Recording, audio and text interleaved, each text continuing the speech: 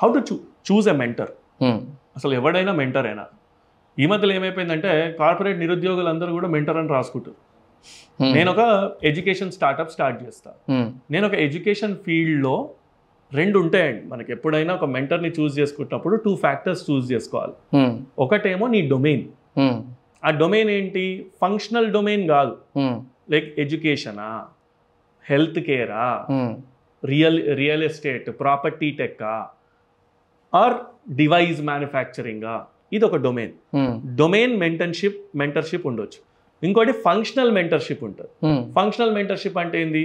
మార్కెటింగా, సేల్సా, ఆపరేషన్సా, ఫినాన్షియలా, హెచ్ఆరా.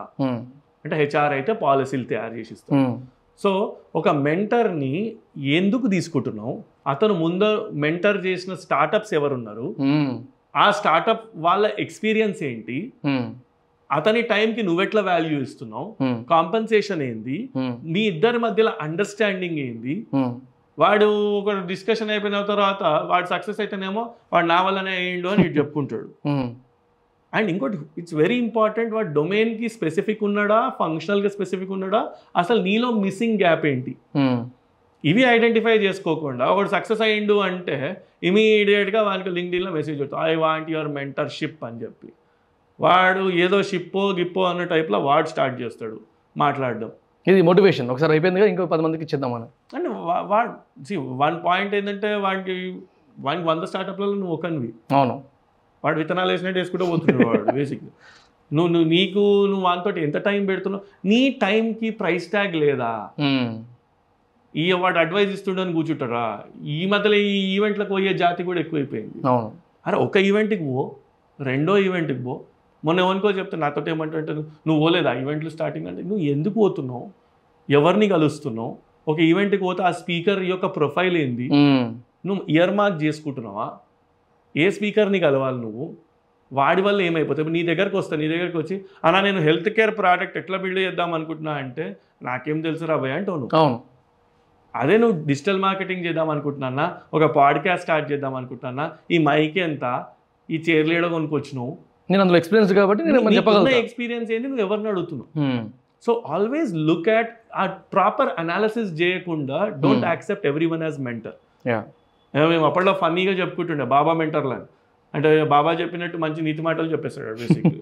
ఆ నీతి మాటలు చెప్పిన తర్వాత కొంతసేపు అయిన తర్వాత ఏమైనా అంటే బుగ్గలు పడినాయి, నవ్వినాం, వెళ్ళిపోయినాం అనే టైప్లో ఉంటుంది. సో ఇట్స్ లైక్ తర్వాత ఏమొచ్చింది దాని నుంచి, దాన్ని how do you measure it? ఆ మెజర్ లేకుండా ప్రతి ఒక్కటి మెంటరు, వీడు దానికి ఒక ఈక్విటీ, మళ్ళీ కొందరు రిటర్న్లో మెంటర్లకు పైసలు ఇచ్చి మోసపోయిన వాళ్ళు ఉన్నారు. వాడు నాకు గంటకు 5,000, ఈ గంటకు 10,000, ఈ గంటకి. అసలు ఒక మెంటర్ ఏం చేయాలా? Mentor will get you a client. Mentor will create a process in your company. Mentor will help you to get investment. For what? Question yourself, a mentor is for what? If you don't question that, if you don't get an answer, don't accept everyone. Honestly, ఇప్పుడు నా దగ్గర కూడా mentorship అనో లేకపోతే business guidance కోసం వచ్చిన వాళ్ళందరూ యాక్చువల్గా ఏ స్టేజ్కి అయితే మెంటర్షిప్ అవసరం లేదో ఆ స్టేజ్ కోసమే నా దగ్గరికి వస్తారు. ఫర్ ఎగ్జాంపుల్ బిజినెస్ రిజిస్ట్రేషన్ చేసుకోవాలా లేదా, అది నేను ఎందుకు చెప్పాలి నీకు? నువ్వు రీసెర్చ్ చేయలేవా? నీకు ఒక 15 నిమిషాలు స్పెండ్ చేస్తే నీకు అర్థం కాదా? నువ్వు దానికోసం నీ అమలాపురం నుంచో లేకపోతే వరంగల్ నుంచో ఇడి దాకా వచ్చి కూర్చొని సరే వచ్చిన తర్వాత నా దగ్గర ఈ 3 రకాల రిజిస్ట్రేషన్ల ఐడియాలు ఉన్నాయి, ఇలా ఏది చేస్తే బెటర్, ఇప్పుడు చేసుకోవాలా వద్దా, లేకపోతే వాడు మోటివేషన్ తెలియదు కదా. వాడు ఫస్ట్ ఆఫ్ ఆల్ నీకు సార్ మెజారిటీ మైనారిటీ ఈ రోజులల్లా the kind of feel what we created ఈ క్రాప్ ఉంటుంది నీకు. నువ్వు వాడు ఆంటర్ప్రెన్యూర్, ప్రతి ఒక్కడు వానప్రెన్యూర్లు ఎక్కువ ఉంటారు కనుక ఫస్ట్ ఈ ఫిల్టర్ అవుట్ అవుతుంటుంది ఒక ప్రాసెస్, ఒక జర్నీ. ఒక 10-15 ఏళ్ళ తర్వాత రియలైజేషన్ వచ్చేస్తుంది, అందరు కొంచెం నిజంగా సీరియస్ ఉన్నోడే బయటకు వస్తాడు. నేను ఇంకో సైడ్ కూడా చెప్తా, మెంటర్ల దాంట్లో ఎంత మిస్టేక్ ఉంటుందో ఈ మెంటీలో కూడా తప్పు ఉంటుంది. ఈ అడిగేటోళ్ళకి కూడా కరెక్ట్ క్వశ్చన్ అడగడం రాదు.